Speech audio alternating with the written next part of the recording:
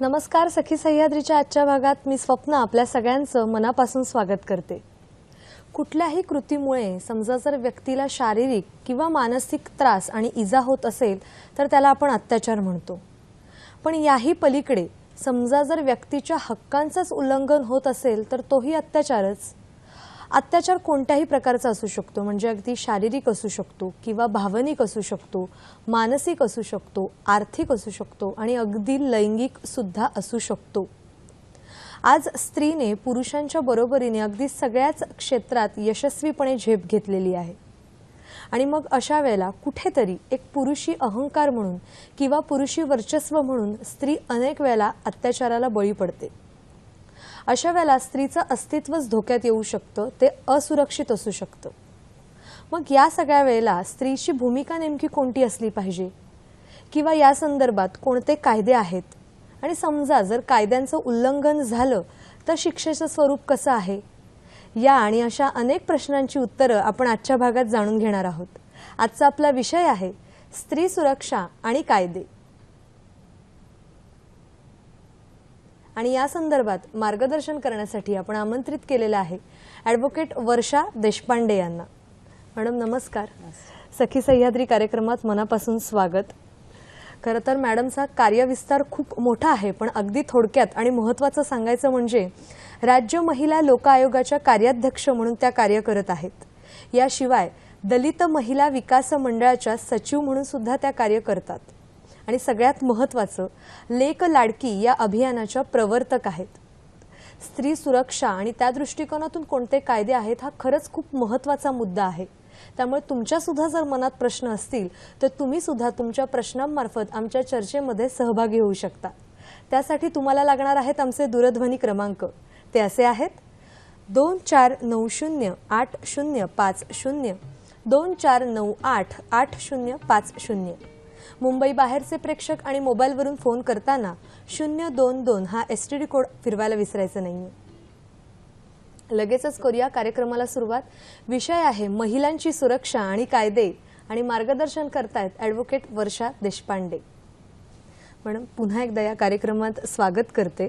खरंच स्त्री सुरक्षा म्हणजे आपण अगदी जरी म्हणतोय की स्त्री पुरुष समानतेचे वारे वाहत आहेत किंवा स्त्रीने सगळ्याच क्षेत्रात प्रगती केलेली आहे अगदी पुरुषांच्या बरोबरीने, तरी सुद्धा कुठेतरी स्त्रीची सुरक्षा अजूनही कधीतरी धोक्यात येऊ शकते, येतीये.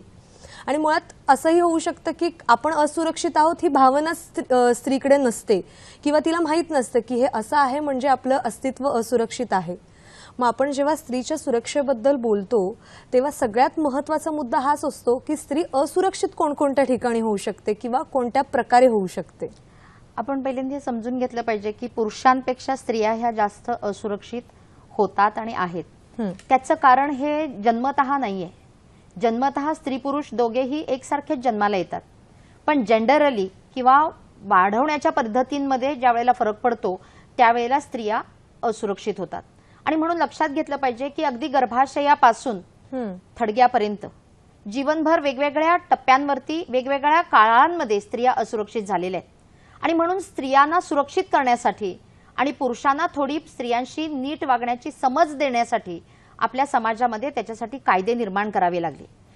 कारण ज्यावेळेला एखादा समूह हा सक्षम असतो आणि दुसरा समूह हा सेल्फ प्रोटेक्टिव्ह असू शकत नाही परिस्थितीमुळे, त्यावेळेला एका समूहाला शहाणपण देण्यासाठी कायदे बनवावे लागतात. कारण स्वयंघोषित काही माणसं डिसिप्लिनमध्ये वागत नाहीत. आणि म्हणून मग गर्भाशयापासून थडग्यापर्यंत वेळोवेळी आपल्याला स्त्रियांना सुरक्षा देण्यासाठी कायदे करावे लागतात, ते चालवावे लागतात, त्याच्यासाठी योजना करावे लागतात आणि त्याच्यासाठी बजेट अलोकेशन पण द्यावं लागतं. बरं. आता तुम्ही अगदी छान उल्लेख केलाय की गर्भाशयापासून ते थडग्यापर्यंत स्त्री असुरक्षित असू शकते. आपण एक एक टप्पा घेऊया.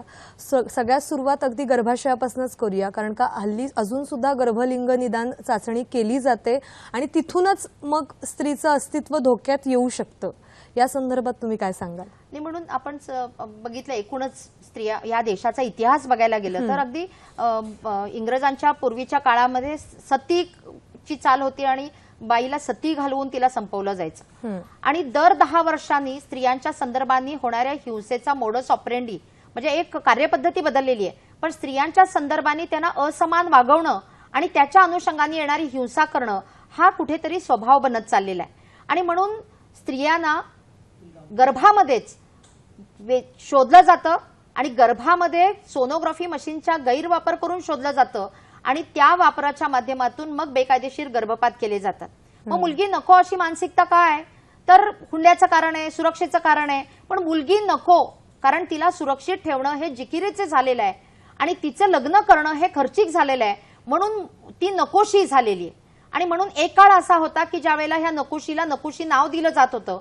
आणि आत्ताचा हा मॉडर्न काळ आहे की ज्या वेळेला 1 किंवा 2 मुलांवरच कुटुंब थांबतात आणि मुलगी असेल तर ती मुलगी गायब केली जाते.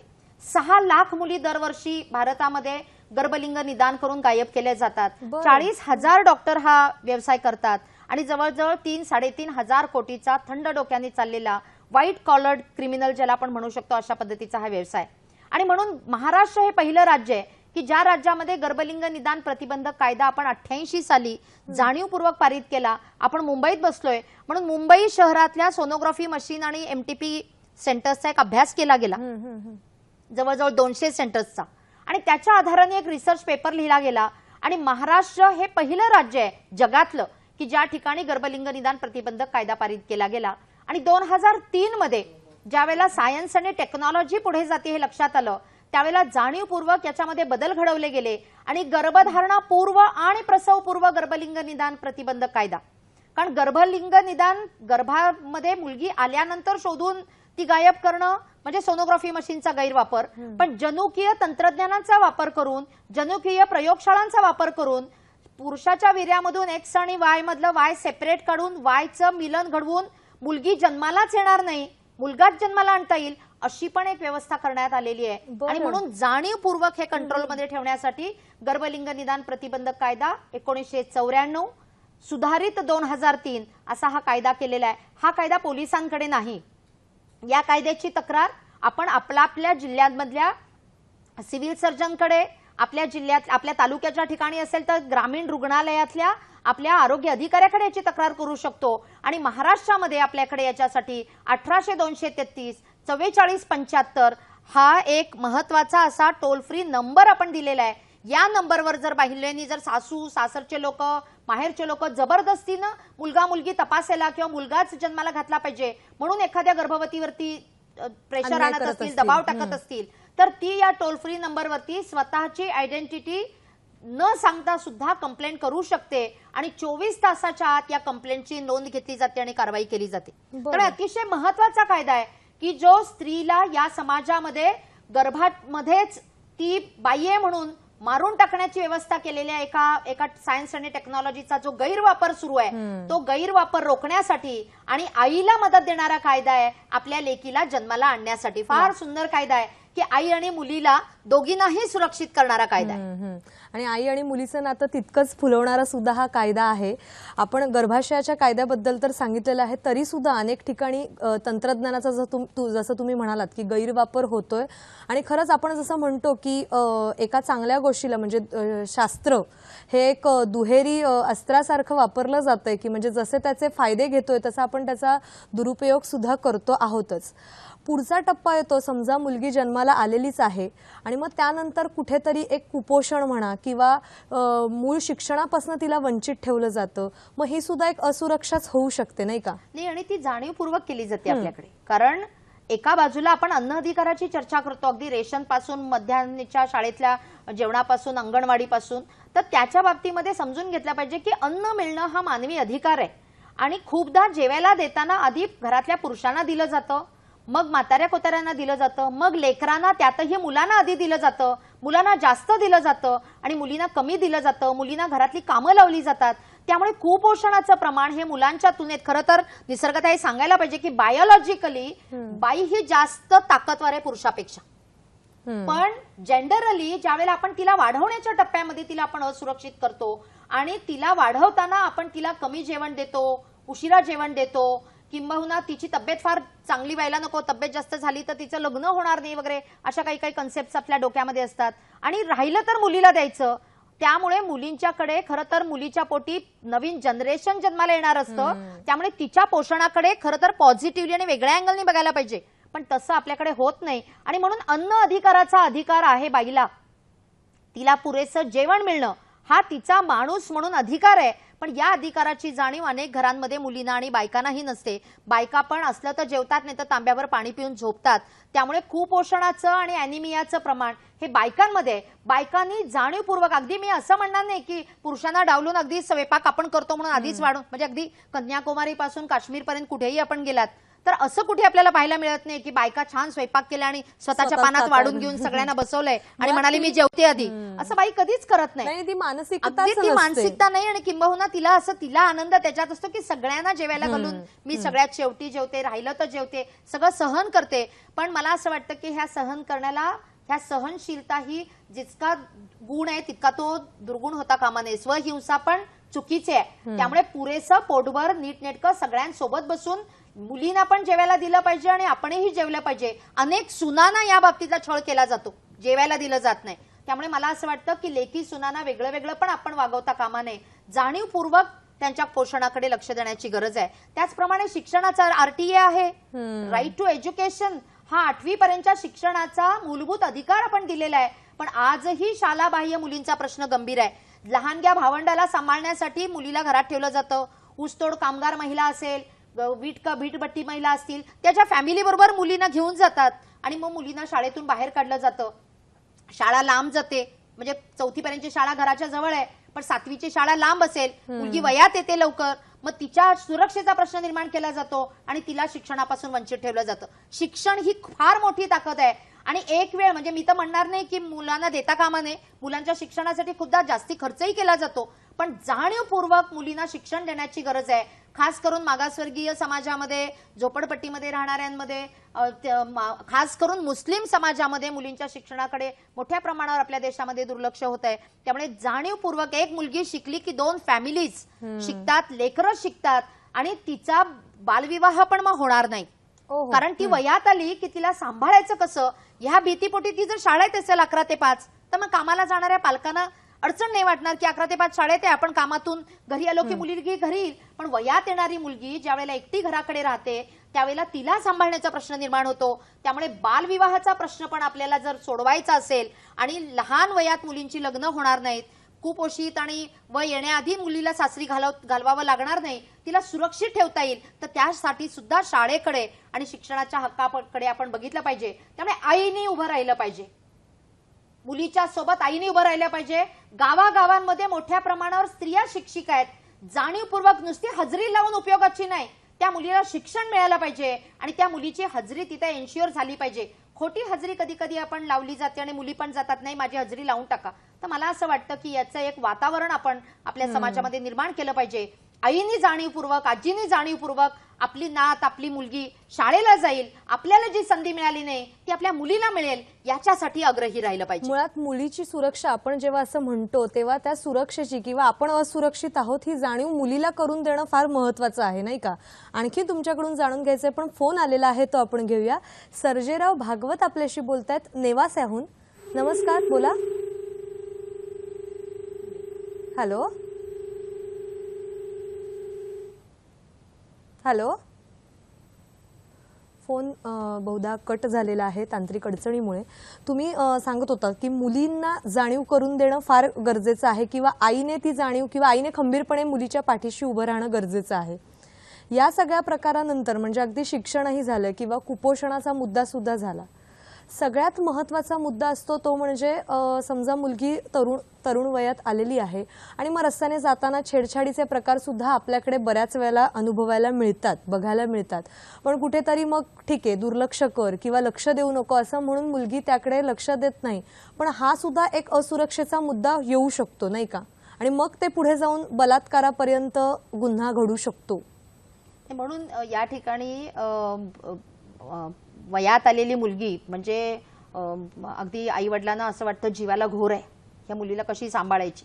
आणि ज्यावेळेला ती शाळेला जाते, कामाला जाते, कॉलेजला जाते, कामाच्या ठिकाणी जाते, त्या ठिकाणी नाक्यावरती उभे राहून या पद्धतीने आपल्याकडे घडतं, कॉलेजच्या कॅम्पसमध्ये या पद्धतीने घडतं. म्हणजे सांगायला पाहिजे थोडासा इतिहास की तामिळनाडूमध्ये एका स्त्रीच्या संदर्भाने अशी छेड निघाली, त्याचा परिणाम म्हणून तिचा मृत्यू झाला नंतर. बापरे. आणि म्हणून हे प्रकरण सर्वोच्च न्यायालयापर्यंत गेलं आणि तामिळनाडू हे पहिलं राज्य आहे की ज्या ठिकाणी छेडछाड हा दखलपात्र गुन्हा केला गेला आणि त्या ठिकाणी तो कायदा आहे. अजून महाराष्ट्रामध्ये आपल्याकडे हा कायदा नाहीये, पण सर्वोच्च न्यायालयाने अतिशय चांगल्या पद्धतीने छेडछाडीचे गुन्हे कसे हाताळले गेले पाहिजेत याची डायरेक्शन्स दिलेली आहेत. बाजाराचं ठिकाण असेल, मंडईचं ठिकाण असेल किंवा मंदिराचं ठिकाण असेल, शाळा आणि कॉलेजेसचे कॅम्पस असतील, गर्दीचे ठिकाण असेल, सिनेमागृहांसारख्या ठिकाणी, रेल्वे स्टेशन्स असतील, त्या ठिकाणी कशा पद्धतीने पोलीस महिला तैनात केल्या गेल्या पाहिजेत, त्या ठिकाणची व्यवस्था कशी असली पाहिजे, कंप्लेंट कशी स्वीकारली गेली पाहिजे, याच्या बाबतीत अतिशय सुंदर डायरेक्शन्स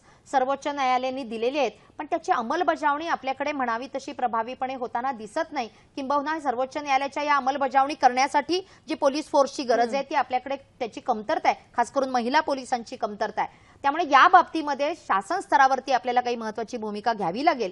पण त्याच बरोबरीनं छेडछाडीच्या बाबतीत ज्यावेळेला एखादी घटना मुलगी येऊन आईला सांगते किंवा मुलगी मैत्रिणीला सांगते तर त्यावेळेला त्याच्याकडे लाईटली बघता कामा नये. तिची छेडछाड ही गंभीरतापूर्वक बघितली गेली पाहिजे.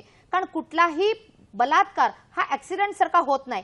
त्याच्या आधी काही घटना घडत असतात, त्याच्या आधी काही गोष्टी घडत असतात आणि त्यामुळे ज्या वेळेला मुलगी सांगते की ही छेड काढली गेली, कधी ती फिजिकली टच न करता केलेली असते, कधी कधी नुसतंच त्या रस्त्यावरती उभं राहणं, मागोमागं जाणं किंवा स्टेअर करत राहणं. त्यामुळे हे सगळ्या गोष्टी त्याच्यामध्ये व्हायलन्स खाली आणलेल्या आहेत आणि त्या डायरेक्शनमध्ये आणलेल्या आहेत. पण त्याच्यासाठी तिने जर कंप्लेंट केली तर ती कंप्लेंट सिरियसली घेतली गेली पाहिजे.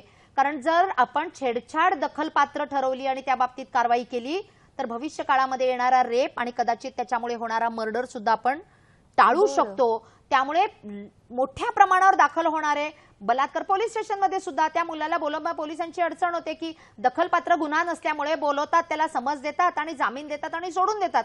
त्यामुळे जो छेड काढणारा मुलगा आहे त्याला भीतीच वाटत नाही. तो परत म्हणतो माझं काय बिघडवलं तू, तो परत तिच्या मागे लागतो त्याच पद्धतीचं. त्यामुळे अनेक मुली मला अशा माहिती आहेत की ज्या शाळा कॉलेज सोडून घरात बसतात, त्यांना काउन्सिलिंग करावं लागतं. अनेक शाळा मला माहिती आहेत की जिथे मुख्याध्यापकांना 3-3 नाही सांगावं लागतं. पण कधी कधी राजकीय हस्तक्षेप पण त्याच्यामध्ये होतो, राजकीय दबाव पण असतो. त्यामुळे पण कधी कधी गुन्हे दाखल होत नाहीत किंवा कंप्लेंट नाही, बसा सगळे मिटवून घ्या अशा पद्धतीचं ते केलं जातं. कारण ज्यावेळेस तो दखलपात्र नसतो, त्याची शिक्षा गंभीर नसते, त्यामुळे ते त्याला आतमध्ये पण टाकू शकत नाहीत. त्यामुळे त्याचा कॉन्फिडन्स वाढत जातो. त्यामुळे एक चांगला सक्षम कायदा होण्यासाठी पण आपण सगळ्या स्त्रियांनी एकत्र एक सरकारकडे मागणी केली पाहिजे. आणि त्याच बरोबरीनं असलेले जे सर्वोच्च न्यायालयाचे डायरेक्शन्स आहेत त्याची अंमलबजावणी होते की नाही बघितले पाहिजे. नाक्यावर पानपट्टीवरती ठिकठिकाणी उभी राहिलेली ही मुलं ही आपल्याच घरातली मुलं आहेत. तर ती मुलं तिथे का उभी राहिली आहेत, ती तिथे उभी राहून काय करतात याच्याकडे त्यांच्या आईबाबांनी पण लक्ष दिलं पाहिजे. ही जी गणेशोत्सव मंडळं, दुर्गा मंडळं असतात, क्रिकेटचे क्लब असतात, या ठिकाणी पण पुरुषांनी या पद्धतीच्या काही गोष्टी ही मुलं करत नाहीत ना याच्याकडे पण लक्ष दिलं पाहिजे. की छेड आम्ही आमच्या कॉलनीमध्ये, आमच्या सोसायटीमध्ये, आमच्या अवतीभोवती आम्ही सहन करणार नाही. आणि तसं जर कोणी मुलगा करत असेल, कारण मोकळेपणाने मैत्री करायला मुभा असली पाहिजे, कधी कधी ती मुभा नसते म्हणून मग मुलं छेडछाडीकडे पण वळतात. मोकळेपणाने मैत्री करणं आणि मुलामुलींना एकत्र येण्यासाठी काही ठिकाण आणि वाव असला पाहिजे. आणि ते सायकोलॉजिकल डिस्टन्स कसं मेंटेन केलं गेलं पाहिजे, म्हणजे जसं ट्रकच्या मागे लिहिलं ना सुरक्षित अंतर ठेवा, तर ते अंतर कसं ठेवायचं आणि ते ठेवून सुद्धा छान मैत्री कशी करता येते, त्याच्यासाठी छेड काढायची गरज नाही याचं एक प्रशिक्षण, याचं एक जाणीव ऍडोलसन्समध्ये मुलांना आणि मुलींना दोघांनाही दिली पाहिजे. आपण खूपदा मुलीला हे करू नको ते करू नको, पण ते का करू नको हे सांगतच नाही. आणि तिला मग ती जेव्हा काहीतरी येऊन सांगते त्यावेळेला आपण तेही खूप लाईटली घेतो. अगदी मुलगा वयात आलाय आणि तो अशा पद्धतीने वागू शकतो, हे मुलगा ज्यांना ज्यांना मुलगे आहेत त्यांच्या आयांनी आणि खास करून वडिलांनी हे लक्षात घेतलं पाहिजे. कारण आम्ही बायका मुलगी वयात आली की तिला हे सगळं समजून सांगतो की काय आहे वयात येणं, एक मुलगी बाई होते म्हणजे काय वगैरे, आमच्या पद्धतीने आम्ही आमच्या घरगुती पद्धतीने समजून सांगतो. पण बापाला पोराची चप्पल कधी घालता आली आणि पोरग पुरुष कधी झालं याचं भान बापाला नाही. आणि बाप हे सगळं पोराला समजून सांगत नाही. किंबहुना छेड काढणं म्हणजेच काहीतरी पुरुषार्थ आहे असं कुठेतरी बिंबवलं जातं आणि त्यालाच मर्दानगी समजली जाते. आणि तशाच पद्धतीच्या सिनेमांमध्ये गाणी आणि ते काही काही डान्स वगैरे दाखवले जातात. मला वाटतं सगळ्याचाच विचार व्हायला पाहिजे. आपण कसं आहे, आपले मुलगा किंवा मुलगी तरुण झाल्यानंतर त्यांच्याशी मैत्रीपूर्ण वातावरण ठेवलं तर मला वाटतं हे होणारे प्रकार नक्कीच टाळता येऊ शकतील. मॅडम, आपण एक एक स्त्रीच्या असुरक्षिततेचे टप्पे पाहतो आहोत. म्हणजे अगदी गर्भाशयापासून आपण एक तरुण पिढीकडे आलेलो आहोत. आता लग्न हा सुद्धा एक असुरक्षेचा प्रश्न येऊ शकतो, त्या मुद्द्यावर आपण येणारच आहोत. पण त्यापूर्वी अनेक वेळेला घरगुती हिंसाचाराला सुद्धा स्त्रीला सामोरं जावं लागतं. म्हणजे मग ते लैंगिक शोषण असू शकतं किंवा मानसिक छळ असू शकतो, अनेक कारणंही त्यामागे आहेत. आणि मग असं होतं की माहेरी जायचं नाहीये का, तर मग तिकडे आई वडिलांची आपल्या इज्जत जाईल वगैरे, आणि मग ती स्त्री सहन करत राहते. पण यालाही कुठेतरी एक वाचा फोडली गेली पाहिजे, नाही का? म्हणून याच्यासाठी फार सुंदर कायदा आहे आपल्याकडे. याच्यामध्ये protection to women against domestic violence, आणि याच्यामध्ये फक्त विमेन नाही आहेत, महिला आणि 18 वर्षापर्यंतची बालकं, म्हणजे ज्याच्यामध्ये मुलगा पण आहे आणि मुली पण आहेत. आणि अतिशय सुंदर कायदा आहे की ज्याच्यामध्ये अगदी टोकाच्या पोलीस स्टेशनला जाऊन गुन्हे दाखल व्हावे लागत नाहीत, आणि सर्व प्रकारच्या हिंसेच्या विरोधामध्ये स्वतंत्रपणे स्त्री कोर्टामध्ये जाऊ शकते आणि प्रोटेक्शन मागू शकते. या कायद्यासंदर्भात मला जाणून घ्यायचंच आहे, पण मी थोडंसं तुम्हाला थांबवतेय. एक फोन आलेला आहे, तो आपण घेऊया. डॉक्टर प्रणाली गोटे आपल्याशी बोलतायत भाईंदरहून. नमस्कार, बोला. नमस्कार. मला असं विचारायचं आहे मॅडमना की रेल्वेमध्ये सध्या जे एवढे भयंकर प्रकार चालतात, म्हणजे भिकारी म्हणा, विक्रेते म्हणा, सरसकट लेडीजच्या डब्यामध्ये प्लॅटफॉर्मवरती उभे असतात, त्यांच्या विरुद्ध कारवाई करायची असं वाटत नाही का कोणाला? आणि दुसरं, सिनेमांमधून सिरियलमधून जे विकृत चित्रण केलं जातं स्त्रीचं, त्याच्याविषयी आपल्याला काय म्हणायचं आहे?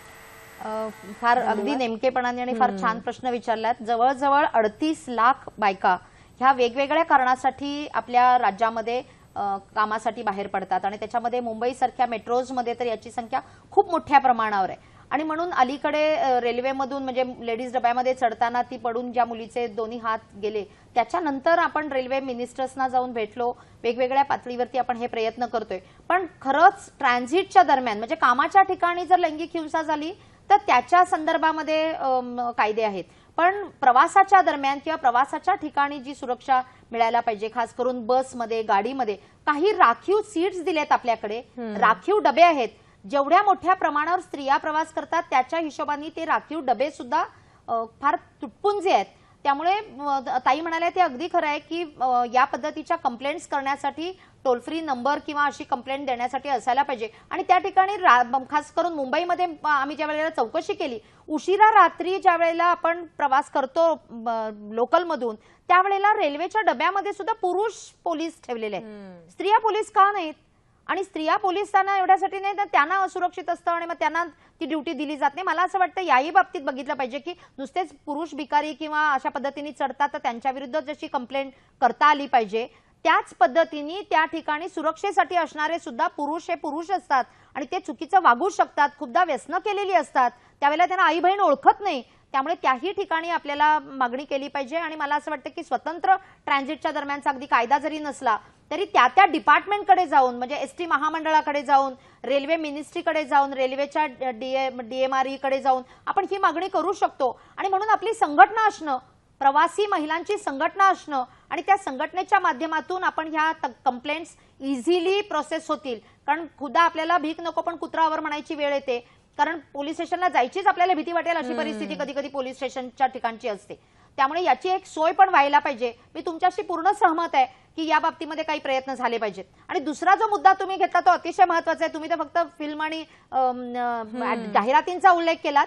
मी तर त्याच्या पुढे जाऊन म्हणेन की ज्या पद्धतीचं पोर्नोग्राफिक व्हिडिओज आता आपल्या व्हॉट्सअपवर यायला लागलेत. रिसेंटली आम्ही कंप्लेंट पण एक दाखल केली. इनडिसेंट रिप्रेझेंटेशन ऑफ विमेन नावाचा कायदा आहे की बायकांचं अश्लील या पद्धतीचं प्रदर्शन करायला मज्जाव करणारा कायदा आहे, आणि अशा पद्धतीचं सर्क्युलेशन करायला मज्जाव करणारा कायदा आहे. पण या बाबतीतल्या जाहिरातींच्या संदर्भाने स्वतंत्र असा कायदा नाही. पण त्याच वेळेला कधी कधी स्त्रिया सुद्धा एक प्रोफेशन म्हणून बदललेल्या मुक्त अर्थव्यवस्थेमध्ये आपण पण कधी कधी प्रोजेक्शन बायकांचं या पद्धतीने केलं जातं. अगदी पुरुषांच्या दाढीच्या ब्लेडला सुद्धा बायका जाहिरातींसाठी उभे राहतात. खरं तर आपला तिथे काही रोल नाहीये, पण त्या ठिकाणी पण बायका त्या पद्धतीच्या जाहिराती स्वीकारतात. शेवटी तो वैयक्तिक प्रश्न असतो त्या मॉडेलचा. पण ज्या वेळेला आपण स्त्रिया म्हणून समाजात वावरतो, आपलं प्रोफेशन करतो, भूमिका करतो, त्यावेळेला जाणीवपूर्वक आपण बघितलं पाहिजे की त्याचे सामाजिक दुष्परिणाम काय होणार आहेत. संपूर्ण स्त्री जगतासाठी मी हे जे करते ते कशा पद्धतीचं आहे, म्हणजे जशा पद्धतीने लेडीज बारमध्ये जाण्याच्या संदर्भाने पण उलटसुलट चर्चा होते, हे प्रोफेशन नाही का असू शकत, अशा पद्धतीने बोललं जातं. तर मला असं वाटतं की या बाबतीत जे कायदे आहेत त्याच्या अंमलबजावणीसाठी आपण सगळ्यांनी मदत केली पाहिजे. कारण व्हॉट्सअपवर माझ्याकडे आला, मी 1 मिनिटात डिलीट करून गप्प राहते.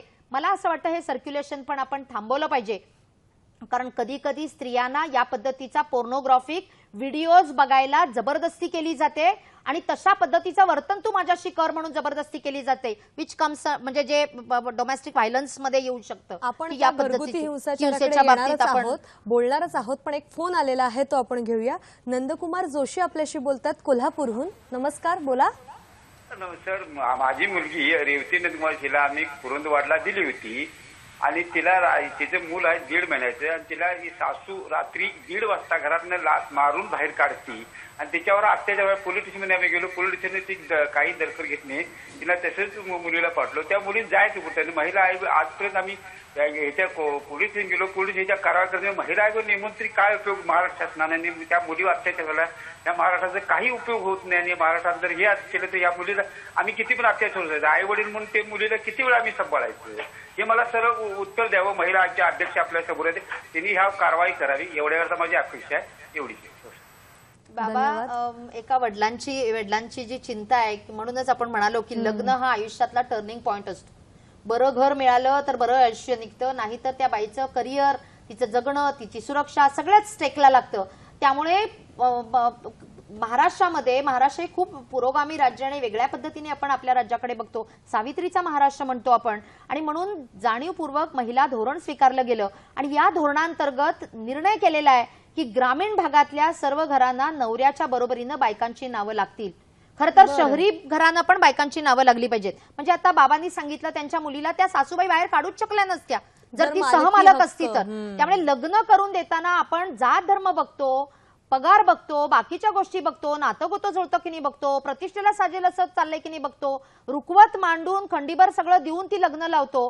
पण जाणीवपूर्वक हे बघितलं पाहिजे की त्या घरातल्या मुलाचं वर्तन, त्या घरातल्या माणसांचं वर्तन कसं आहे आणि त्याच बरोबरीनं त्या घराला त्या मुलीचं त्या नवऱ्याच्या सोबत नाव लागलं पाहिजे. जी सहमालक असेल त्या घराची, त्या घरातून तिला कोणीच बाहेर काढू शकत नाही. सगळ्यात महत्वाचा मुद्दा आहे की घराला आम्ही घर सांभाळतो, घरातल्या साध्या गोष्टी कुठे ठेवल्यात हे पुरुषांना माहित नसतं आणि ते घरच आमच्यासाठी, म्हणजे नोकरीत ताई बायका प्रोबेशन, म्हणजे अगदी अंगणवाडी ताई, अंगणवाडी मदतनीस सुद्धा प्रोबेशन नंतर ती कायम होते. पण आम्ही लग्नात 50-50 वर्षाच्या संसारानंतर कायम नाही. कधी नवऱ्याचं मन फिरलं तर तो घराचा मालक असतो म्हणून बाईला घरातनं बाहेर काढतो. त्यामुळे या बाबतीमध्ये जाणीवपूर्वक आपण सर्व घरांना महाराष्ट्रातल्या बायकांची नावं लागतील. इथे घर दोघांचे नावाचा GR आहे, त्याची अंमलबजावणी फारशी झालेली नाही आणि ती ग्रामीण भागातच फक्त काही प्रमाणात झाली. शहरातल्या घरांना बायकांची नावं कोणी अजून लावलेली नाही, ती लावण्याची गरज आहे. पण नुसतं लावणं नाही तर त्याची तू मालक आहेस याची जाणीव तिला देण्याची गरज आहे. ऍक्च्युअली कसं आहे, आपण जेव्हा म्हणतो की सहचारिणी, पण ते सहचारिणी सगळ्याच बाबतीत व्हायला पाहिजे. मुळात ते घराच्या बाबतीत म्हणजे सहमालक जे तुम्ही सांगितलेलं आहे ते महत्वाचा मुद्दा आहे, म्हणजे जेणेकरून कुठेतरी हा घरगुती हिंसाचाराला आळा बसू शकेल, नाही का. आपल्याला एक फोन आलेला आहे, रेखा सावंत आपल्याशी बोलतात परेलहून. नमस्कार, बोला. नमस्कार मॅडम, मला एक प्रश्न विचारायचा होता की जेव्हा एखादी स्त्री डॉक्टरकडे जाते, मग ती प्रतिष्ठित डॉक्टर असेल, जेंट्स डॉक्टर, तर तेव्हा शक्यतो सांगितलं जातं की तुम्ही कोणाच्या तरी बरोबर जा. पण कधी कधी परिस्थिती अशी असते की त्या स्त्रीला एकटीलाच जावं लागतं आणि अशा वेळेला दुर्दैवाने कधी कधी त्या स्त्रीला वाईट प्रसंगाला जावं लागतं. तर अशा वेळेला इमिजिएट ऍक्शन म्हणून त्या स्त्रीनी काय करावं आणि मग लॉंग रन मध्ये, म्हणजे तेव्हा हा सगळा प्रकार अचानक घडतो, त्याच्यामुळे व्हिडिओ शूटिंग किंवा काही या गोष्टीला वाव नाही मिळत स्त्रीला आणि तिचं म्हणजे मोरली ती खूप डाऊन होते. अशा वेळेला तो प्रश्न तिच्या मनातच राहतो आणि अशा अनेक स्त्रिया असतील असं मला वाटतं. तर त्या दृष्टीने आपण काही मार्गदर्शन करू शकाल का? धन्यवाद. खूप महत्वाचा वेगळा असा प्रश्न त्यांनी मांडलेला आहे की समजा जर डॉक्टरकडे जायची, जेंट्स डॉक्टर, पुरुष डॉक्टरांकडे जायची समजा जर वेळ आली आणि काही कारणास्तव स्त्रीला एकटीला जावं लागलं, तर अशा वेळेला कुठेतरी गैरप्रकाराला सामोरं जावं लागतं आणि मग इमिजिएट ऍक्शन कोणती घ्यावी? त्याच्यामध्ये पहिलं खरं तर अलीकडे तो नियम केला आहे की पुरुष डॉक्टर जर तपासत असतील स्त्रियांच्या अनुषंगाने तर त्यांनी त्यांचा स्टाफ, म्हणजे फिमेल स्टाफ तिथे ठेवला पाहिजे. त्यामुळे एक साक्षीदार असणारच नाही असं होणार नाही, तिथे कोणीतरी असायला पाहिजे. पण ते तसं नसेल आणि अशी एखादी घटना घडली तर मला असं वाटतं की तातडीनं घरी सांगणं आणि जवळच्या पोलीस स्टेशनला जाऊन ही कंप्लेंट देणं आणि त्या बाईचं स्टेटमेंट जे तिने ॲफिडेव्हिटवर तिथे दिलेलं असेल की शपथपूर्वक जर ती ते सांगत असेल आणि तिने ते फेस केलं असेल तर ते पोलीस स्टेशनमध्ये ग्राह्य मानलं जाईल, तो गुन्हा दाखल करून घेतला जाईल आणि मग इन्व्हेस्टिगेशनच्या दरम्यान सत्य सगळं तपासून त्याच्यामध्ये हाताळलं जाईल. त्यामुळे घाबरून जायचं काहीच कारण नाही. किंबहुना अशा घटना घडतात त्यावेळेला आपण स्त्रियांनी हे लक्षात घेतलं पाहिजे की हे फक्त माझ्याच बाबतीत जर मी सहन केलं तर इतरांच्या बाबतीतही हे असंच घडत राहील. त्यामुळे मी याचा बळी ठरले, इतरांनीही बळी जाऊ नये म्हणून मी माझ्यावरती पण अन्याय होणार नाही याची तातडीनं काळजी घेतली पाहिजे. आणि त्या माणसावर मी या पद्धतीची जर कारवाई केली तर माझं नाव गोपनीय राहणार आहे, कुठेही कुणालाही समजण्याचं काही कारण नाही. त्यामुळे पहिल्यांदा हे डोक्यात आपण काढून टाकलं पाहिजे. जरी पोलीस स्टेशनमध्ये ते लिहिलं तरी वर्तमानपत्र किंवा केबल किंवा तत्सम कुणालाही ते डिस्क्लोज होणार नसतं. फक्त पोलिसांना, इन्व्हेस्टिगेटिंग ऑफिसरला ते माहीत होणार असतं. त्यामुळे बदनामी आपली होत नसते. किंबहुना असं चुकीचं वागणाऱ्यांना बदनाम केलं पाहिजे. त्यामुळे या पद्धतीने जर तिथे घडलं असेल तर अवतीभोवतीच्या पेशंट्सना, बसलेल्या बायकांना सगळ्यांना गोळा करून त्याचा तिथल्या तिथे ओहापोह करून, आरडाओरडा करून त्याला ते लाजिरवाणं केलंच पाहिजे. त्याच्या बरोबरीनं गुन्हा दाखल करणं ही पुढची स्टेप असू शकते. आणि खास करून त्यांच्या घरातल्या लोकांना, त्यांच्या जवळच्या लोकांना, त्यांच्या IMA सारख्या संघटना आहेत त्यांच्याकडे पण कंप्लेंट केली पाहिजे की तुम्ही अशा लोकांना गुन्हे करतात आणि त्यांना तुम्ही सन्माननीय सदस्य वगैरे म्हणून ठेवता. तर त्यामुळे तिकडेही कंप्लेंट्स केली पाहिजे. तर पहिल्यांदा मी हे करणार. आपली अडचण काय आहे, आपण घरातला असू दे, बाहेर असू दे, आपण सहन करणं आणि मग माझी बदनामी होईल मग त्याची भीती बाळगणं आणि कधी कधी त्यातले जे टेक्निकॅलिटीज असतात, तांत्रिक गोष्टी असतात, त्याला कंटाळून मग आपण सोडून देतो. मला असं वाटतं हे सोडून देणं जरा सोडून दिलं पाहिजे. आपण जाणीवपूर्वक काही गोष्टी आपल्यातल्या प्रत्येकीने त्या ठिकाणी केल्या तर इतरही अनेक जणी त्याच्यामुळे सुरक्षित होणार असतात. त्यामुळे हे जाणीवपूर्वक त्या स्त्रीने जर केलं तर त्याच्यासाठी IMA सारख्या संघटनांना भूमिका घ्यावी लागेल. जवळच्या पोलीस स्टेशनमध्ये ते करावं लागेल. ते जे डॉक्टर करतायत ते IMA उद्या निर्णय करेल की प्रत्येक पुरुष डॉक्टरांना सांगेल की सोबत एक स्त्री किंवा सिस्टर त्यांची तिथे महिला स्टाफ, आता अलीकडे बहुतेक जण ते ठेवतात. त्यामुळे ठेवलं पाहिजे. आणि विटनेस तुमच्याकडे असेल, त्यामुळे विटनेस नसेल असं समजू नका. आणि त्याच्यासाठी अगदी व्हिडिओ कॅमेरा पाहिजे, ऑडिओ पाहिजे अशी गरज नाही. आपण शपथपत्रावर सांगितलेलं पोलीस स्टेशननी ग्राह्य मानलं पाहिजे. आणि कसं आहे ते आपण म्हणजे स्त्रीवर अन्याय होतोय तो आपण पुढे आलं पाहिजे, आपण त्या अन्यायाला वाचा फोडली पाहिजे, तर जेणेकरून इतर अनेक स्त्रियांवर होणारा अन्याय नक्कीच दूर होऊ शकेल. म्हणजे सुरुवात स्वतःपासून केली पाहिजे, आपसुकच इतर अनेक स्त्रिया आपल्याला येऊन मिळतील, नाही का. एक फोन आलेला आहे तो आपण घेऊया. रजनी आपल्याशी बोलतायत. नमस्कार, बोला. हॅलो. हा, प्रश्न विचार आपला. हॅलो, नमस्कार. नमस्कार. मी रजनी पडवणकर बँगलोरहून बोलते आहे. माझा प्रश्न असा आहे, महिलांनी नेमकी स्वतःची सुरक्षा कशी करावी आणि ती कोणत्या प्रकारे असावी, मार्गदर्शन करा. धन्यवाद. धन्यवाद. आपण असुरक्षेचे टप्पे जाणून घेतोय पण त्या मुद्द्याकडे येणारच होतो की मुळात महिलांनी सुरक्षा आपली कशी राखावी.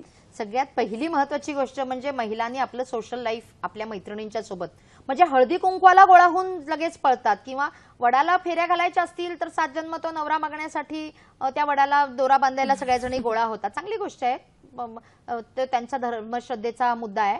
पण त्याच वेळेला हे समजून घेतलं पाहिजे की आपल्यासोबत आपल्या मैत्रिणींना, आपल्या महिला मंडळामध्ये, आपल्या BC मंडळांमध्ये, आपल्या बचत गटांमध्ये आपल्या भोवती होत असलेल्या गोष्टी आपण जिथल्या तिथे त्या दाबून टाकतो आणि नको त्या बाहेरच्या गोष्टी, काहीतरी तुझी साडी कशी, माझे दागिने कसे, असं काहीतरी आपण बोलत राहतो. मनातल्या गोष्टी मोकळेपणाने बोलल्या पाहिजेत. त्याची गोपनीयता आपण एकीमेकींची सांभाळली पाहिजे आणि एकीमेकींची शक्ती झाली पाहिजे. कारण खूपदा असं म्हटलं जातं आपल्याकडे की स्त्रिया या स्त्रियांच्या शत्रू आहेत. त्या सगळ्या नात्यातल्या स्त्रियांनी जर ठरवलं की अगदी सासूनी, नंदेनी, मैत्रिणींनी, जावाजावानी असं ठरवलं की आपण कोणीच कुणाच्या बाबतीत हिंसा करणार नाही आणि पुरुषांच्याकडून होणारी हिंसा कुठल्याही नात्यातली असेल किंवा कामाच्या ठिकाणची असेल आपण सहन करणार नाही, तर आपण आपल्यातला जसा तो बंधुभाव असतो ना, म्हणजे तो शब्द बंधुभाव काय मला जरा गमत वाटते कधी कधी, तर तो बहीण भाव वाढवला पाहिजे आपल्यामधला.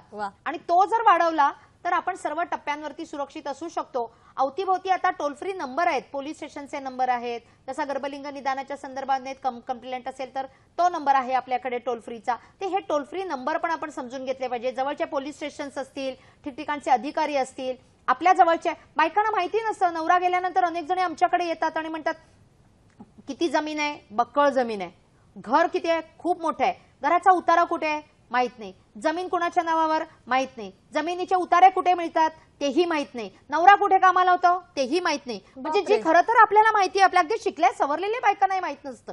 आणि मग त्या काही म्हणायला गेल्या तर म्हणे काय सवाष्ण मरण मागितलंय, त्यांच्या आधीच मला जायचंय, त्यांचं सगळं मला हे घेऊन काय करायचंय. आणि मग शोध लागतो की तिथे दुसऱ्याच एखाद्या बाईचं नाव त्याच्या रेकॉर्डला लावलंय आणि ह्यांचं काही नावच नाहीये तिथे नॉमिनी वगैरे म्हणून. तर या सगळ्या गोष्टी बायकांनी जाणीवपूर्वक ह्याची एक फंक्शनॅलिटी आहे ज्याला मी एक कार्यात्मक साक्षरता असं म्हणतो. हे सगळं आपल्याला आपल्या बाबतीत माहिती असायला पाहिजे की आपल्या घराचे 7-12 उतारे, आपल्या शेताचे 7-12 उतारे, आपल्या 8चा उतारा, आपल्या नवऱ्याला नोकरी कुठे आहे, त्याच्या संदर्भाने तिथल्या ऑफिसमध्ये कुठे जातात, काय काम करतात, तिथल्या कागदपत्रांना आपली नावं लागलेली आहेत का, LIC सारखं काही केलेलं आहे का, जवळच्या पोलीस स्टेशनचा नंबर काय आहे, छेड निघाली, आणखीन काय झालं तर त्याच्या संदर्भाने मी लगेच कुणाला कॉल करू शकते, महिला बालकल्याण अधिकारी कुठे बसतात, प्रोटेक्शन ऑफिसर कुठे बसतो, महिला मंडळात जमतात. नको नको म्हणजे नको नको ते म्हणणार नाही मी, गमती गमती मनोरंजन वगैरे सगळं ठीक आहे, पण त्याच्या बरोबरीने हे जे स्वतःच्या आयुष्यासाठी आवश्यक आहे, सुरक्षेसाठी गरजेचं आहे, त्याची मात्र आपण म्हणावी तशी माहिती आणि गोष्टी गोळा करत नाही. तर महिला मंडळांनी या बाबतीमध्ये फार महत्त्वाचा रोल करायला पाहिजे. बचत गटांमध्ये हे व्हायला पाहिजे, BC मंडळांमध्ये व्हायला पाहिजे. पण स्त्री संघटना समजा जर झालीच किंवा अनेक स्त्रिया जर एकत्रित आल्या तर मला वाटतं नक्कीच अशा हिंसाचाराला आळा बसू शकतो, नाही का. फोन आलेला आहे तो आपण घेऊया. शरद शिरसाट आपल्याशी बोलतायत सोलापूरहून. नमस्कार, बोला. हॅलो. नमस्कार. हॅलो. हा बोला. हा मॅडम, माझा असा प्रश्न आहे. हा प्रश्न विचार आपला. ग्रामीण भागातल्या ज्या समजा मुली आहेत त्या मुली 50% मुलींची अशी लग्न होतात की 18 वर्षाच्या आतमध्ये. जर ती स्त्री जर ती मुलगी जर मानसिक दृष्ट्या किंवा शारीरिक दृष्ट्या सक्षम जर नसेल तर तिला ह्या छेडछाडीला किंवा नवऱ्याच्या छेडछाडीला आपण समजा स्वतःहून त्याच्या ताब्यात देतोय असं नाही का होत. तर मुलगी जर समजा ती सक्षम असेल शारीरिक आणि मानसिक दृष्ट्या तर हा सुद्धा छळवणूक कमी होऊ शकते असा माझा प्रश्न आहे. तर समाजामध्ये ही जी काय अल्प वयात मुलींची काय लग्न होतात या लग्नांवरती काहीतरी बंदी वगैरे जर आणली, प्रत्यक्ष शासनाने तसे नियम कायदे आहेत पण त्याची अंमलबजावणी होत नाही, ही जर झाली तर बऱ्याच अंश हा प्रश्न कमी होईल असं माझं म्हणणं आहे. धन्यवाद सर. प्रश्नातच खरं त्यांनी उत्तर दिलेलं आहे. 1929 साली हा कायदा झाला होता, बालविवाह बंदीचा कायदा, प्रतिबंध कायदा. पण आजही मोठ्या प्रमाणावर ह्या कायद्याची अंमलबजावणी आपल्याकडे म्हणावी तशी होत नाहीये. मुली वयात येण्याचं वयही मुलींचं बरंच खाली आलेलं आहे की जे पूर्वी 11-12व्या वयात मुलीला पदर यायचा तो अगदी 10व्या वर्षात आता पदर यायला लागलाय. त्यामुळे पदर आलेली मुलगी सांभाळणं हे जिकिरीचं वगैरे आई वडिलांना वाटतं.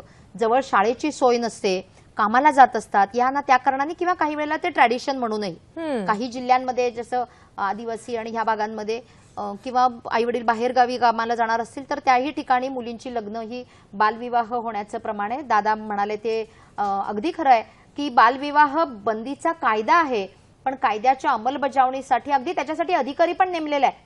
पण ते अधिकारी कुठे बसतात, त्या अधिकाऱ्यांच्यापर्यंत पोहोचायचं कसं याची माहिती खूपदा लोकांना नसते आणि ऐन मांडवात ती मुलगी उभी असते आणि तक्रार येते. अशा पद्धतीची लग्न पोलिसांच्या करवी जाऊन खूपदा थांबवावी लागतात. मग कधी कधी त्या मुलीचंच लग्न होताना अडचणीचं होतं. मला असं वाटतं असं लग्न ठरतानाच महिला मंडळ आणि बचत गटांनी त्या ठिकाणच्या मंडळांनी आणि खास करून लग्नाला जाणारे लोक म्हणजे आम्ही बघतो की हजार लोक जेवायला येतात लग्नांमध्ये आणि साक्षीला एक माणूस मिळत नाही. मला असं वाटतं की आपण लग्नाला काय गंमत म्हणून जेवायला जातो का, आपल्या घरी जेवायला नाही म्हणून. त्या मुलाला शुभेच्छा देत असताना तिथे सगळी कायदेशीरता पाळली गेली का, तिथे हुंडा न घेता देता ते लग्न झालं का, त्या ठिकाणी तो बालविवाह नाही ना, हे एन्श्युअर केलं पाहिजे. आणि ते जर आपण करत नसू तर आपण सजग नागरिक नाही.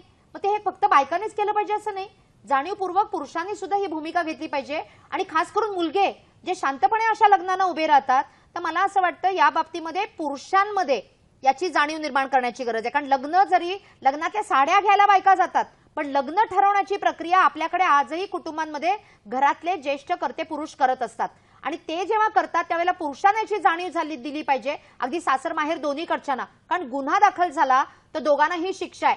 त्यामुळे बालविवाह बंदीचा कायदा आणि तो अतिशय कडक कायदा आहे पण त्याची अंमलबजावणी मात्र होताना दिसत नाही. सगळे मग पोलीस पण म्हणतात जाऊ दे, मग त्या मुलीचं लग्न परत होणार नाही, मग थोडीशी मोठी होईपर्यंत तिला बालकाश्रमात ठेवा किंवा माहेरी ठेवा, मग मोठी झाली की मग घेऊन जा 18 वर्षानंतर. म्हणजे अगदी 18 वर्ष झाल्यानंतर एक दिवस सुद्धा काढत नाहीत. 12 वाजता रात्री सुद्धा येणारे काही लोक आमच्याकडे, रात्री 12 वाजता. आता 18 वर्ष झाली आता द्या. पण मी थोडंसं तुम्हाला थांबवते कारण का तुमच्या कार्याची तळमळ आम्हाला तुमच्या बोलण्यातनं दिसून येते. पण आपल्याला फोनही बरेच येत आहेत. फोन आलेला आहे तो आपण घेऊया. सीमा शिर्के आपल्याशी बोलतायत देहूहून. नमस्कार, बोला. हॅलो. नमस्कार. हा मॅडम, मी सीमा शिर्के बोलते देववरून. माझा प्रश्न असा आहे की एखादा जर पुरुष 2 वर्ष झाले 2 लग्न करतोय आणि पहिल्या स्त्री बरोबर तो राहतोय फक्त 2 महिने आणि नंतर दुसऱ्या स्त्री बरोबर तो 38 वर्ष राहतोय आणि आता तो तिला सोडून परत पहिल्या पत्नीकडे जातोय, तर त्या बाबतीत काही करता येईल का? बरं, धन्यवाद. द्विभार्या प्रतिबंधक कायदा आहे आपल्याकडे, बरं. पण अनेक वर्ष चळवळीची ही मागणी राहिलेली आहे की हा कॉग्निझेबल करा, दखलपात्र करा. कारण तो आजही कायदा दखलपात्र नाही. त्यामुळे कुठलाही नवरा दुसरं लग्न करताना पहिल्या लग्नाच्या वेळेला बायकोला काही निमंत्रण देऊन माझ्या लग्नाला ये म्हणून सांगत नाही, तो गपचुपीतच करतो. आणि मग काही दिवसानंतर तिला ह्याचा शोध लागतो की त्यानं दुसरं लग्न केलंय. आणि आम्ही खूपदा कोर्टात प्रयत्न करतो, सगळं सिद्ध करायचा प्रयत्न करतो, पण अल्टिमेटली त्या बाईंच्या म्हणजे ज्या दुसऱ्यांदा लग्न होऊन आलेल्या आहेत ती आता तसं त्या म्हणाल्या की ती 37 वर्ष त्या संसार करतायत. त्यामुळे त्यांच्या बाबतीमध्ये मग हा अन्याय होतो, कारण ती स्त्रीच आहे, आधीची पण स्त्री आहे.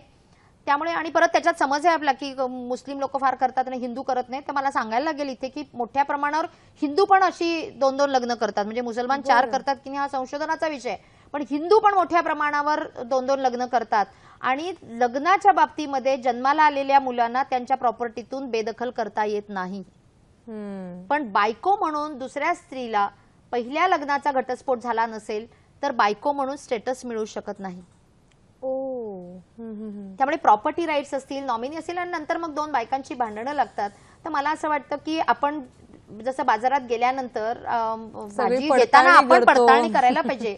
त्यामुळे ज्या माणसाचा पहिला कायदेशीर घटस्फोट झालेला नसेल त्याच्या बाबतीमध्ये जर असं घडलं असेल तर कायदा काही म्हणत असेल तरी प्रॅक्टिकली आता ताई प्रश्न विचारतायत तर त्यांनी विचार केला पाहिजे की त्या पहिल्या बाईंची पण काही चूक नाही, मग पोटगी असेल किंवा लग्नाचे बाकीचे हक्क असतील, वारसा हक्क, प्रॉपर्टी राईट्स, हा सगळ्यावर त्यांचाही अधिकार आहे.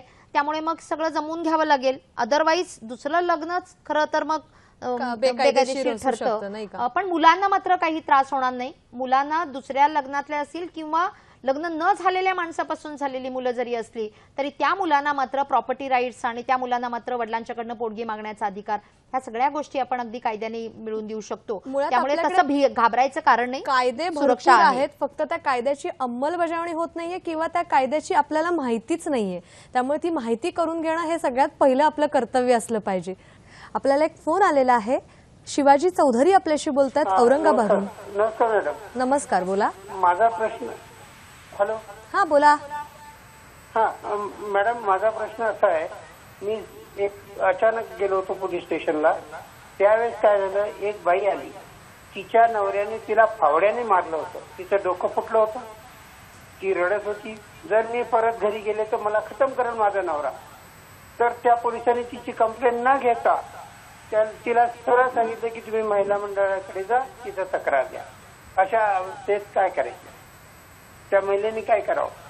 बरं, धन्यवाद. खरंच हा एक घरगुती हिंसाचार जसं तुम्ही म्हणालात, नाही खरंच गंभीर आहे. पोलीस असं म्हणूच शकत नाहीत. म्हणजे महिला मंडळ जी सेवा देतात ती ऍडिशनल सेवा आहे, पोलीस असं म्हणू शकत नाही. त्यामुळे ह्या महिलेच्या बाबतीमध्ये तर, आणि जर मारहाण झाली असेल, एवढी मोठी तिला इजा झाली असेल तर तातडीनं पोलिसांनी आधी तिला दवाखान्यामध्ये पाठवलं पाहिजे. त्यामुळे कधीही इजा झाली असेल तर पोलीस स्टेशनला जाऊन माहिती देण्याबरोबरीनं तातडीनं जवळचा सिव्हिल हॉस्पिटल किंवा आता तर सुप्रीम कोर्टाने सांगितलेलं आहे ऍक्सिडेंट सकट कुठल्याही बाबतीमध्ये कुठेही हिंसा झाली असेल आणि इजा झाली असेल फिजिकल तर तातडीनं जवळच्या हॉस्पिटलनी मेडिकल लिगल केसची रजिस्टर ठेवून ती नोंदवून घेऊन ते ट्रीटमेंट आधी झाली पाहिजे. आणि त्याच बरोबरीनं हा दखलपात्र गुन्हा आहे, तो कुणी कुठे कधी कशासाठी मारलं त्याची कारणं काय आहेत वगैरे इन्व्हेस्टिगेशनचा भाग सोडून द्या, पण तिची तक्रार तिथे नोंदवून घेतली गेली पाहिजे. म्हणजे आता जर हे ह्या बाबांना माहिती असतं, दादांना, तर त्यांनी तिथे लगेच सांगितलं असतं की हा दखलपात्र गुन्हा आणि तुम्ही त्या बाईंना असं पाठवू शकत नाही, तुम्ही आधी नोंदवून घ्या, त्यांना दवाखान्यात पाठवा. आपणही ते बघून निघून येतो. तर मला असं वाटतं आपणही माहिती ठेवली पाहिजे आणि आपण अशा बायकांना मदत केली पाहिजे आणि त्यांना ते सांगितलं पाहिजे की ही झालेली हिंसा ही दखलपात्राने पोलीस स्टेशननी ती नोंदवली पाहिजे. अगदी अगदी. म्हणजे आपण सुद्धा नागरिक म्हणून ते कर्तव्य आपलं बजावलं पाहिजे. अजून एक फोन आलेला आहे, तो आपण घेऊया. वंदना गोरे आपल्याशी बोलतात उस्मानाबादहून. नमस्कार. हा, हॅलो. नमस्कार, बोला. 498 या केसमध्ये सासरच्या लोकांवर जे खोटे आरोप केले जातात किंवा ते सिद्ध करू न शकल्यास सासरच्या लोकांनी काय करावे? धन्यवाद. हा सुद्धा एक वेगळाच आणि महत्वाचा असा एक प्रश्न. 498 ए च्या बाबतीत असं बोललं जातं, पण सरसकट हे खरं नाहीये. कारण जाणीवपूर्वक 7 वर्षाच्या पर्यंतचं जर ते लग्न असेल आणि त्याच्या बाबतीमध्ये हिंसा घडली असेल तर त्याच्या बाबतीमध्ये गुन्हा दाखल करण्याचे अधिकार स्त्रीला आहेत आणि सासरच्यांवरती तो गुन्हा दाखल होतो. अतिशय सुंदर असा हा कायदा आहे. पण मी त्या ताईंचं जे म्हणणं आहे की त्याचा गैरवापर होतच नाही असं म्हणायला जागा नाही. जसे कायदा आहेत त्याचे वापर गैरवापर हे दोन्ही होत असतात, पण ते ठरवण्यासाठीच न्यायाधीश आहेत ना. त्यामुळे जो गुन्हा दाखल झालेला आहे त्याच्यातलं जे सत्य आहे ते न्यायासनासमोर येणार आहे. त्यामुळे जे सत्य असेल ते येईल आणि आपल्याला न्याय मिळेल. मग तो स्त्री त्या सुनेवर अन्याय झाला असेल तर तिला मिळेल, आणि जर सुनेनी खोट्या तक्रार केली आहे असं जर आपल्याला वाटत असेल तर तोही तुमचा न्याय केला जाईल. म्हणून कायदा या ठिकाणी स्त्रियांच्या सुरक्षेसाठी बनवलेला आहे. कायदा वाईट नाहीये. त्यामुळे तो खरा खोटा ठरवण्यासाठी न्यायासन आहेत. त्यामुळे न्यायासनाच्या त्या न्याय देण्याच्या अधिकारावरती, म्हणून तर ती डोळ्याला पट्टी पण आहे ना न्यायदेवतेच्या, की समोर कोण आहे हे तिने पाहायचं नाहीये. म्हणून तर ती पट्टी बांधलेली आहे. त्यामुळे तो न्याय आपला होईल याच्यावर आपण विश्वास ठेवला पाहिजे. त्यामुळे 498 च्या बाबतीत सरसकट असं होतं असं म्हणणं हे त्या कायद्याला विनाकारण आपण बदनाम करतो. केवळ शस्त्र आहे शेवटी ते बदनाम करायचं नाही. त्याचा वापर आपण जाणीवपूर्वक आणि जबाबदारीने केला पाहिजे. अगदी बरोबर आहे. खरं तर हा स्त्रीची सुरक्षा आपण असं जेव्हा म्हणतो हा खूप ज्वलंत प्रश्न आहे. यावर बोलण्यासारखं बरंच आहे, त्याचे कायदेही बरेच आहेत, पण आपल्याला कुठेतरी घड्याळ खुणावतंय. त्यामुळे आपल्याला इथे थांबावं लागणार आहे. पण आपण या सगळ्या चर्चेमधून एकच जाणून घेऊ शकतो की जशी महिलांची सुरक्षा महत्त्वाची आहे तशीच त्या महिलेने पुढे येणं गरजेचं आहे. त्याचबरोबरीने तिच्या सगळ्या कुटुंबाने आणि एकंदरीत समाजाने सुद्धा तिच्या पाठीशी उभं राहणं महत्त्वाचं आहे, जेणेकरून तिची सुरक्षा नक्कीच सुरक्षित होऊ शकते आणि महिला आणखीन पुढे जाऊ शकतात, नाही का? मॅडम, तुम्ही इथे आलात आणि खूप छान आम्हाला मार्गदर्शन केलं, त्याबद्दल सखी सह्याद्री परिवारातर्फे मनापासून धन्यवाद.